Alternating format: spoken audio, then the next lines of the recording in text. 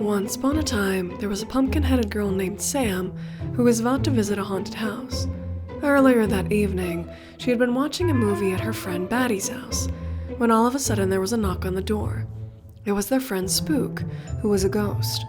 Holding a sword in one hand and a wanted poster in the other, he had a determined look on his face. Just an hour before, he had been talking to the mayor when he noticed that there was a wanted poster on the bulletin board. It read, "Whoever gets rid of the horrible creature that haunts the old house on Strawberry Lane, I promise you a lifetime supply of candy." It was written by Mr. Blueberry, the candy shop owner whose storefront was next to the haunted house. Unfortunately, many of his customers had been avoiding the street due to strange noises coming from the empty house. Moans, scratches, and screams came out of the old house every other day, upsetting everyone's stomachs within a mile radius. So he decided to put up an ad. Spook the ghost saw this as a perfect opportunity, so he grabbed the poster and his pirate brother's sword and floated to tell his buddies Sam and Batty. Batty looked at the poster and frowned. She didn't even like watching scary movies. An actual haunted house made her fur crawl. "Do you really think this is a good idea?" Spook nodded, pointing to the reward. "If we succeed, we're gonna be eating good." Sam giggled as Batty's eyes sparkled with the promise of candy.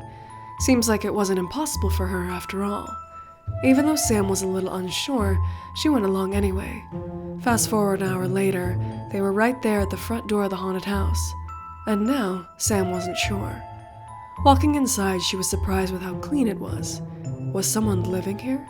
Sounds of heavy footsteps were coming from upstairs. Moving upstairs, the mood felt a little different since the lamps weren't working in the hallway. Batty was getting cold feet. She mumbled, "What if we get eaten?"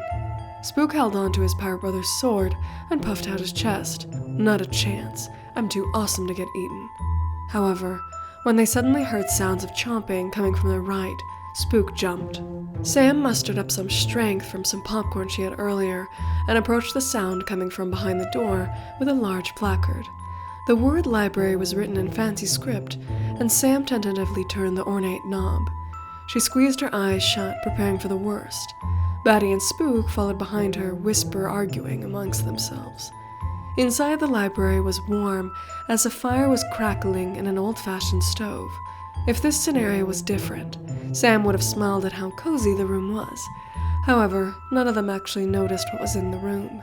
Their focus was on a figure crouched next to the stove. Its large back was moving as it ate aggressively. Spook felt brave all of a sudden and pushed himself forward in front of his friends. Sword in hand, he raised it up, prepared to fight the monster from the wanted ad. "Oi, you fiend! Prepare for battle!"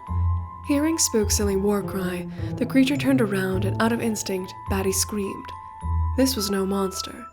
It was just their coyote friend Steve, eating from his secret stash of peanut butter cups. "What's up, bros? Want some?" Steve was actually a part of their misfit crew, but he often liked to be alone and do his own thing.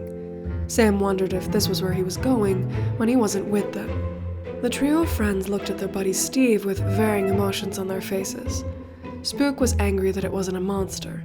He was now worried that they wouldn't get their prize. Sam felt a nervous laughter bubble up in her throat, and Batty was jealous, with a shocked expression. How did Coyote end up saving so much candy? Batty gave herself a mental reminder to get some pointers later.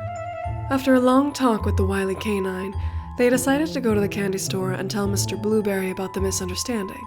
The moans? Just Steve enjoying the peanut butter cups with too much enthusiasm. The scratching sounds? Just filing his nails on the walls. And screams? Well, he was just singing.